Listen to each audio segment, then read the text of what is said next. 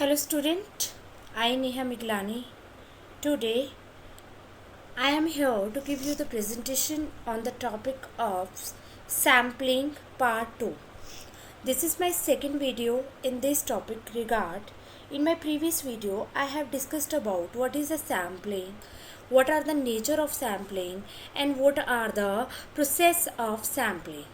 In this video I am going to discuss the next types of the sampling. So let's start our video.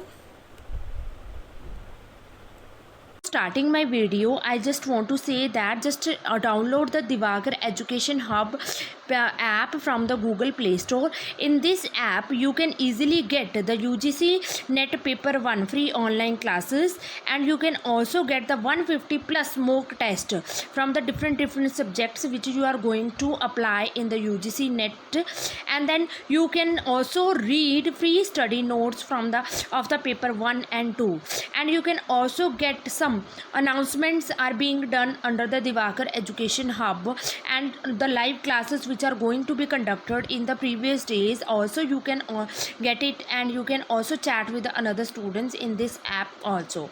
So please, I just recommend you that you have to upload or install Divakar Education Hub app from Google Play Store. So in this video I am going to discuss the sampling methods. So according to this chart, there are three types of sampling methods are there. Sampling methods are there. First one is the non-probability sampling method. Second is the probability sampling methods, and next is the mixed methods. In non-probability methods, there are four types of samplings methods are there: judgment sampling, quota sampling, convenience sampling, snowball sampling. Or in probability method, we have a sampling methods are there: simple random sampling, stratified random sampling, systematic sampling, and cluster sampling. Or in a mixed sampling, we have a methods: multi-stage, multi-phase, lot quality assurance methods. So there are various methods of samplings are there. In this video I am going to discuss the non-probability sampling method. Before starting my types of the sampling method, मैं एक बार फिर से review कर देती हूँ sampling क्या होती है और सेंसस क्या होता है. हमारी स्टडी जिसके ऊपर रिलेटेड है उसके ऊपर बहुत सारे वेरिएबल्स आते हैं, बहुत सारे रिस्पोंडेंट हमारे पास होते हैं. तो जब हम पूरे यूनिवर्स को कवर करते हैं, पूरी पॉपुलेशन को कवर करके हम अपनी डाटा कलेक्शन करते हैं, then it is called the complete enumeration method. ठीक है, जैसे फॉर एग्जांपल मैं ड्रग एल्कोहलिक के ऊपर स्टडी कर रही हूँ, इफेक्ट ऑफ ड्रग एल्कोहलिक के लिए, तो उसके ऊपर मैंने स्टडी की है. तो जितने भी ऑल ओवर द इंडिया में ड्रग एल्कोहलिक है, मैं उन सबको स्टडी करने जा रही हूँ और उन सभी रिस्पोंडेंट को मैं क्वेश्चनिंग करूँगी और वहाँ से डाटा कलेक्शन करूँगी. That is our census method, that is the complete enumeration method. और जितनी पूरी की पूरी पॉपुलेशन होती है उनको हम पॉपुलेशन भी कहते हैं, यूनिवर्स भी कह सकते हैं, या सेंसस भी कह सकते हैं. और जब हम पूरी की पूरी पॉपुलेशन को जब हम कवर करते हैं, that is our complete enumeration method. But जब हमें लगता है कि भाई हम कंप्लीट जो है पॉपुलेशन को कवर नहीं कर सकते हैं, ठीक है, ड्यू टू द टाइम या फिर due to shortage of money, ठीक है, या फिर कुछ रीजंस की वजह से हम इसको नहीं कर सकते हैं, तो हम वहाँ से कुछ सैंपल उठा लेते हैं. मतलब अगर हमारे पास 1 लाख से अबव लोग रिस्पोंडेंट हैं, वहाँ से मैंने 10,000 सैंपल के तौर पे ले लिए पेपर. वहाँ से मैंने सैंपल्स के तौर पे 10,000 रिस्पोंडेंट ले लिए और वहाँ 10,000 रिस्पोंडेंट के ऊपर मैंने स्टडी की है और वहाँ से डाटा कलेक्शन किया है. और वो जो मैंने सैंपल लिया हुआ है वो मेरा क्या होता है, सैंपल. अब उस सैंपल को उन पॉपुलेशन से लेके आना, ये भी एक टेक्निकल वे होता है. हम ऐसे तो है नहीं फटाफट उठा गए और फटाफट अपनी मर्ज़ी से कुछ भी रिस्पोंडेंट ले लिए, नहीं. जब भी हमने सैंपल से रिस्पोंडेंट लेने हैं, सैंपल लेना है, तब एक फिक्स्ड मेथड को हमें फॉलो करके चलना पड़ता है. तो उन मेथड्स को हम बोलते हैं सैम्पलिंग मेथड्स. सो वही हमारे पास ये 3 तरीके के मेथड्स आ जाते हैं. नॉन प्रोबेबिलिटी मेथड है, प्रोबेबिलिटी मेथड है, मिक्स्ड मेथड है, इनमें अलग अलग की टाइप्स आ जाते हैं. सो आज जो है हम नॉन प्रोबेबिलिटी मेथड को डिस्कस करेंगे. सो नॉन प्रोबेबिलिटी सैम्पलिंग क्या होती है? देखो पहले प्रोबेबिलिटी को समझो। प्रोबेबिलिटी का मतलब क्या होता है? प्रोबेबिलिटी का मतलब क्या होता है? Equal chance for everyone. It means that you have a equally chance for everyone to be a part of that study।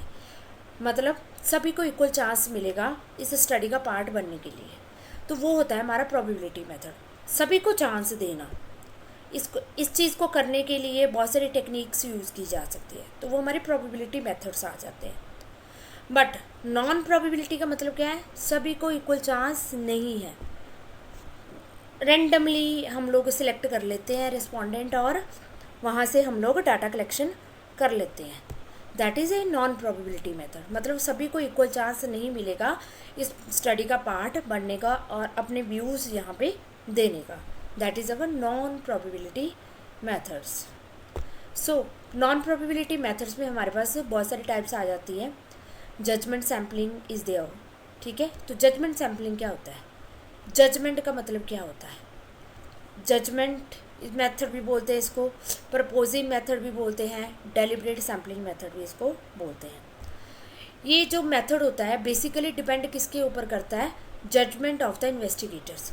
मैं जैसे इन्वेस्टिगेटर हूँ, मैं एक रिसर्चर हूँ, मेरे ऊपर ये मेथड डिपेंड करता है कि मेरी जजमेंट के ऊपर मैं ये मेथड डिपेंड करेगा। मैं अपने जजमेंट के अकॉर्डिंगली रिस्पॉन्डेंट जब सिलेक्ट कर लेती हूँ देन ये मेथड क्या कहलाता है? Judgment sampling. इसमें आप कोई भी हार्ड एंड फास्ट रूल नहीं लेते हो। नॉन प्रोबेबिलिटी मेथड जितने भी होते हैं इनमें आप कोई भी हार्ड एंड फास्ट मेथड लेके नहीं चलते हो, ठीक है। आप अपनी मर्जी से कुछ भी कर लेते हो, उसको हम बोलते हैं नॉन प्रोबेबिलिटी, ठीक है। सो इसमें सबसे पहला मेथड हमारा जजमेंट मेथड ही है। जजमेंट मेथड यही मेथड कहता है कि आप अपनी मर्जी से, रिस्पोंडेंट अपनी मर्जी से अपनी जजमेंट के अकॉर्डिंगली अपने सैम्पल को सिलेक्ट जब करता है, ठीक है, उसको हम बोलते हैं judgment sampling. This sample selected with the investigator think be most typical of the universe. ये जो सैम्पलिंग मेथड होता है ये बहुत ही टिपिकल मेथड होता है यूनिवर्स को सिलेक्ट करने का, ठीक है। सो इसके कुछ अपने मेरिट्स होते हैं, कुछ अपने ही डीमेरिट्स होते हैं। मेरिट्स क्या होते हैं? Small number of sampling units. सबसे बड़ा मेरिट यही होता है जितना सैम्पल हमारा छोटा होगा उतनी जल्दी हमारी स्टडी कंप्लीट होगी, ठीक है। So small number of sampling units हमें मिल जाता है इसमें, ठीक है। Study unknown trades case sampling. हम लोग अननोन, जब हम अपनी जजमेंट के ऊपर सैंपल लेते हैं तब हमें और भी ज़्यादा केसेस को सॉल्व करना पड़ता है, और भी ज़्यादा अंडरस्टैंडिंग लेनी पड़ती है, तो और भी ज़्यादा आपको अननोन फीचर्स को आप नोन में कन्वर्ट कर देते हो जब आप इस तरीके की सैम्पलिंग को लेके चलते हो। नेक्स्ट मेरिट आ जाता है urgent public policy and business decision. आप जो भी काम करते हो अर्जेंट पब्लिक पॉलिसी आप लेके चलते हो, अपने बिजनेस डिसीजन को आप फॉलो करके चलते हो। So that is our judgment sampling के मेरिट्स आ जाते हैं। ना कम टू द डीमेरिट्स। इसके डीमेरिट्स क्या है? Personal prejudice and bias. Personal biases create हो जाते हैं, मतलब आपकी पर्सनल जजमेंट होती है, आपको जो अच्छा लगता है आप उसको सिलेक्ट करते हो, जो आपको अच्छा नहीं लगता आप उसको इग्नोर कर देते हो। तो एक तरीके का पर्सनल बायस क्रिएट हो जाता है इस तरीके की स्टडी में, ठीक है। So that is the drawback. No objective way of valuating reliability of test. कोई भी आप एक पर्टिकुलर ऑब्जेक्टिव लेके नहीं चलते हो, कोई भी एक रिलायबल डाटा आपको नहीं मिलता है, आपके रिजल्ट्स फेक रह जाते हैं, ठीक है, इस तरीके की स्टडी में। So that are the demerits of judgement sampling. तो that is the example of judgement sampling is there, ठीक है। आपका जो सैम्पल साइज मैंने 8 लेना है, ठीक है, 8 स्टूडेंट। आपके पास टोटल पॉपुलेशन कितनी है? 20। वहाँ से आपने सैंपल लेना है। मैंने अपनी मर्जी से एक रिस्पॉन्डेंट ले लिया और मैंने वहाँ से 8 सैंपल ले लिए, मैंने अपने जजमेंट के बेसिस पे। तो आपका यूनिवर्स कितना है? 20 स्टूडेंट, मतलब पॉपुलेशन साइज़ कितना है? 20 स्टूडेंट, और मेरा सैंपल आ गया है 8 स्टूडेंट। मैंने अपने जजमेंट के अकॉर्डिंगली यहाँ से छंटनी करके ए सैंपल अपना ले लिया और 8 रिस्पॉन्डेंट सिलेक्ट कर लिए। So that is our judgement sampling. ना come to the next type of method is the convenience sampling. Convenience मतलब आपको जो रिस्पॉन्डेंट को जो कन्वीनियंट लगता है। मेरे को कन्वीनियंट लगता है कि मैं ड्रग अल्कोहलिक रिस्पॉन्डेंट जितने भी होंगे वो मेरी लोकेलिटी के अंदर ही हो, मेरे को बाहर ना जाना पड़े, क्योंकि वो मेरी कन्वीनियंट से बाहर है। मेरे को बहुत ज़्यादा मुश्किल होती है जब मैं बाहर जाके वर्क करती हूँ। तो सो मैं इस तरीके से रिस्पॉन्डेंट सेलेक्ट करना चाहूँगी जो मेरे कन्वीनियंट के अकॉर्डिंगली हो, मेरी लोकेलिटी में मेरे को मिल जाए, ठीक है। सो वो क्या हो, कौन सी सैम्पलिंग टेक्निक होती है? Convenience sampling. So convenience sampling units selected neither by probability nor by judgment. जब आप कन्वीनियंट सैम्पलिंग तरीका लेते हो तब आप ना ही जजमेंट को लेके चलते हो, ना ही आप प्रोबेबिलिटी मेथड को लेके चलते हो। सो इसके अपने ही कुछ मेरिट्स होते हैं, इसके अपने ही कुछ डीमेरिट्स होंगे। मेरिट्स क्या होता है? यूज़फुल इन पायलट स्टडी। इस तरीके की जो स्टडी होती है वो पायलट स्टडी करने में यूज़फुल होता है, ठीक है। डीमेरिट्स क्या होते हैं? रिजल्ट बायस होते हैं, अनसेटिस्फैक्ट्री होते हैं। हम अपने कन्वीनियंस के अकॉर्डिंगली, जैसे हम जजमेंट में लेते हैं, अपनी मर्जी से लेते हैं अपने जजमेंट के अकॉर्डिंगली, तो डीमेरिट्स उसका भी सेम ही रहता है, इसका भी सेम रहता है, क्योंकि हम इसमें अपनी कन्वीनियंट के अकॉर्डिंगली ले लेते हैं। तो रिजल्ट्स आपके बायस आने के चांसेस होते हैं और आपको अनसेटिस्फैक्ट्री रिजल्ट मिलने के चांसेस रहते हैं। So this is a convenience method sample है। क्लास ऑफ 100 स्टूडेंट, तो टोटल पॉपुलेशन साइज़ क्या है? 100 स्टूडेंट।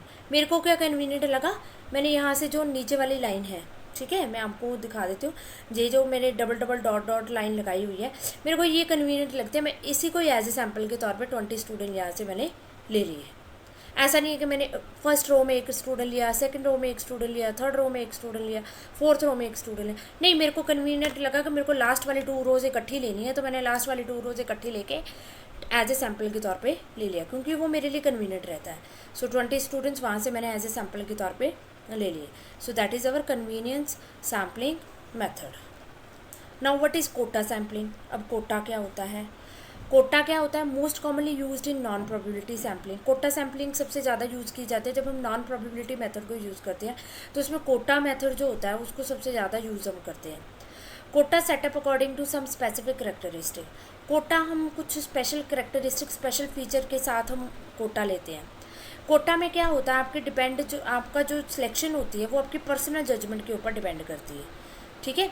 इसके मेरिट्स क्या आ जाते हैं कि पब्लिक ओपिनियन स्टडी होता है। डी मेरिट क्या है? पर्सनल प्रेजुडाइज एंड बायस होते हैं। मेरिट्स क्या है कि आपको पब्लिक ओपिनियन मिल जाता है स्टडी में। डी मेरिट इसका क्या है? पर्सनल थोड़ा बायसनेस आ जाता है, जैसे कि हर एक स्टडी में होता ही है नॉन प्रोबेबिलिटी की। सो कोटा देखो अब कैसे लिया है मैंने, कोटा सैम्पलिंग कैसे लिया है। मेरे पास टोटल रिस्पॉन्डेंट है 500 पीपल्स। इंटरव्यू के लिए मेरे पास टोटल रिस्पॉन्डेंट है 500 पीपल, ठीक है। रेडियो लिसनिंग सर्वे करना है मैंने, वहाँ पे मेरे को 100 रिस्पॉन्डेंट है, मेरे 500 रिस्पॉन्डेंट है। सो मैंने कोटा फॉर्मुलेशन यूज़ किया। उसमें मैंने क्या किया, कोटा कैसे किया? 60% हाउस वाइफ यहाँ से लिए, 25% मैंने फार्मर्स ले लिए और 15% चिल्ड्रन अंडर एज ऑफ 15 लिए। अपनी मर्जी से कोटा बना लिया मैंने कि 60% यहाँ से मैं लूँगी हाउस वाइफ्स को और 25% मैंने फार्मर को ले लिया और 15% मैंने चिल्ड्रंस ले लिए, ठीक है। तो यहाँ से मैंने स्टूडेंट गैदर कर लिए। तो 6% मेरे जो होंगे 300 यहाँ से आगे, ठीक है। इंटरव्यू सॉरी, ये बहुत सारे आपके पास मेथड है, आपके पास आपने 500 एज ए सैम्पल के तौर पे सिलेक्ट करना है। सो 60% मैंने हाउस वाइफ्स लिए, तो वहाँ से मैंने 300 हाउस वाइफ्स ले ली। 25% मैंने कोटा फार्मर को दिया, तो मैंने 125 जो पर्सन है वो फार्मर के तौर पे ले लिए। 15% चिल्ड्रन अंडर एज ऑफ 15, तो वहाँ से मैंने 75 स्टूडेंट ले लिए। तो टोटल 500 मेरे पास रिस्पॉन्डेंट आ जाते हैं। सो कोटा में क्या होता है कि आप एक कोटा दे देते हो, जैसे हम एक रिजर्वेशन कोटा मिलता है ना, तो वैसे आप रिजर्वेशन कोटा कर देते हो और वहाँ से एज ए सैम्पल के तौर पे सिलेक्ट कर लेते हो। So that is our quota sampling. Now next is the snowball sampling. Snowball sampling क्या होती है? स्नोबॉल सैम्पलिंग में क्या होता है कि स्पेशल नॉन प्रोबेबिलिटी मेथड होता है ये, और इसके जो करेक्टरिस्टिक्स होते हैं ना सैम्पल लेने के, बहुत ही रेयर होते हैं। तो it may be extremely difficult और cost prohibitive to locate respondent in this situation. ये एक्सट्रीमली डिफ़िकल्ट सिचुएशन होती है और इसमें सबसे ज़्यादा कॉस्ट हमें लगती है इस तरीके की सैम्पलिंग मेथड को कंडक्ट करने में। स्नोबॉल सैम्पलिंग क्या होता है? Relies on referral from initial subject to generate additional subject. Snowball में क्या करते हैं हम लोग? रेफरेंस लेते हैं कि किसको लिया जाए, ठीक है। तो हम किस पे डिपेंड करते हैं? रेफरेंसेस के ऊपर डिपेंड करते हैं कि किसको लिया जाए एज ए सैम्पल के तौर पे। और जब हमने पहला स्लॉट ले लिया और उससे वहाँ से अगले स्लॉट की रेफरेंस ले ली, तो वो कौन सी सैम्पलिंग टेक्निक होती है? Snowball sampling. So snowball sampling देखो, मेक कॉन्टैक्ट विद 1 और 2 cases in the population. Snowball sampling में हम लोग क्या करते हैं कि हम लोग जो है तो इस तरीके की में क्या होता है कि आप पहले कांटेक्ट बनाते हो एक पर्सन के साथ और 2 केसेस में, ठीक है, एक पर्सन के साथ कांटेक्ट कर लिया और वहाँ से दूसरे पर्सन की रेफरेंस ले ली, फिर दूसरे के लेने के बाद दूसरे से तीसरे की रेफरेंस ले ली, इस तरीके से आप करते हो। ठीक है, so ask this cases to identify further cases, उस केस को बोलो कि वे मेरे को दूसरे केसेस बताओ। ठीक है, फिर न्यू केसेस को आइडेंटिफाई फॉर न्यू केसेस, इस तरीके से आप एक चेन बना लेते हो। तो इस तरीके की सैम्पलिंग को हम बोलते हैं स्नोबॉल सैम्पलिंग। ठीक है, सो इसकी देखते हैं मेरिट्स क्या है। मेरिट्स क्या है, डिफ़िकल्ट टू रीच पॉपुलेशन, सबसे मेरिट है कि आप लोगों को अदर मेथड जो होते हैं वो आपको अच्छा रिजल्ट नहीं दे सकते, बट ये जो मेथड आपको अच्छा रिजल्ट दे सकता है, मोस्ट प्रोबेबिलिटी आपको अच्छा रिजल्ट दे सकता है।